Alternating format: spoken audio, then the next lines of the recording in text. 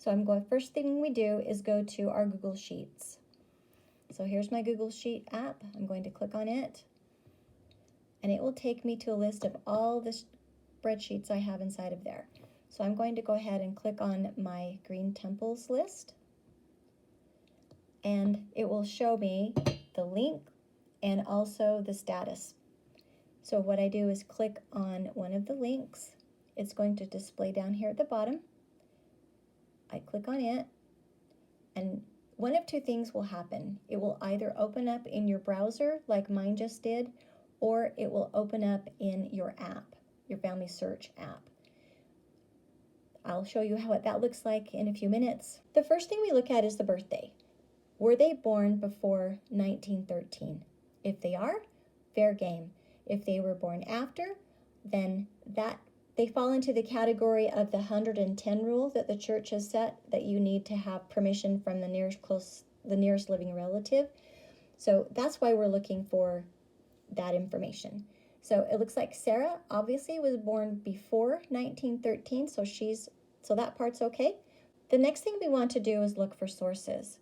If they, just as a rule of thumb, if there aren't any sources, we don't want to reserve their ordinances, because sources show that someone has done a little bit of work and proven that this person really belongs to that family and exists.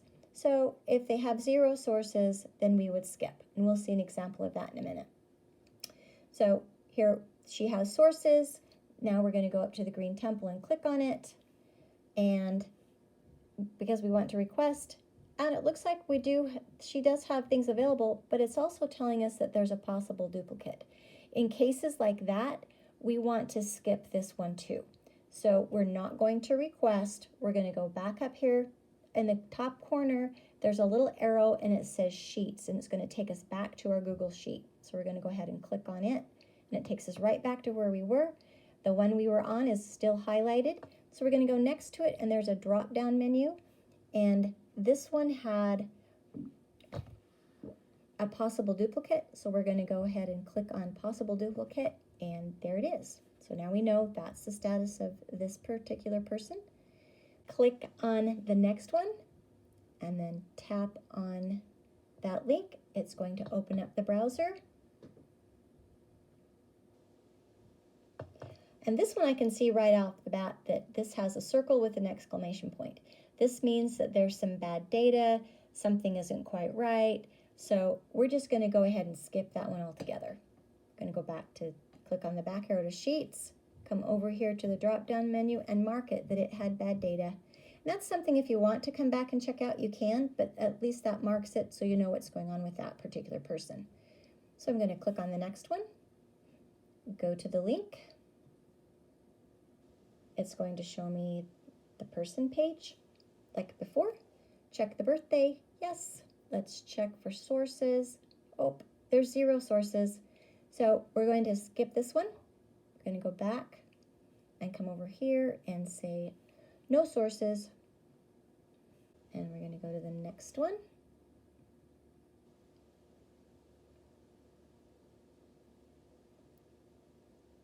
And we can see 1917. So she's after the 1913 rule. So again, we would not want to try and request them. In fact, if we tried, it's going to tell you that you need permission. Permission required. And since we aren't the nearest closest relative to this person, we're not going to even go there. So we're going to go back to Sheets and click on here and tell it, click on the drop-down menu. We're going to say 110 rule, because that's where that person falls, that's why we're not going to do anything with them. So 1913 is the date we're looking for.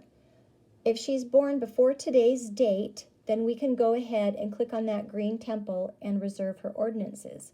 However, we're going to look down here at her birthday, and her birthday hasn't happened yet as of the time of this recording. So something that we can do is we can go back to the sheet, and this time we want to hold on to that and copy the link, because what I want to do is I want to pop this into my calendar. So I'm going to go to a day after her birthday, which would be the 16th of May, and I'm going to put in here to go get that thing and reserve it. And you don't have to do this. This is just something I'm going to do. Reserve ordinances. And then I'm going to scroll down to where it says add description, and I'm going to tap it, and I'm going to paste that link in there. So now I can save it. And when May 16th comes up, it's going to pop up here for me to go in and just click on it and go directly to her and reserve her ordinances. Like I said, that's an extra thing that you're welcome to do. You don't have to do that. That's just something that I'm going to do. So this is that same person. I'm going to click on the drop down and say 2013 birthday. So that one I'll come back to. All right, so let's go to the next one. Again, it's going to open up in my browser.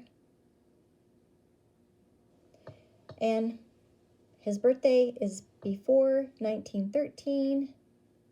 He has lots of resources, lots of sources attached. I'm going to click on the green temple. There are no possible duplicates, and it looks like the sealing to spouse is actually sealing to parents. The sealing to parents is available. So I'm going to go ahead and request it. Awesome. So he is now in line to be sealed to his parents. Well, not just yet. It started that way. So I'm going to come here and I'm going to say reserved, because that one I reserved the ordinance for it.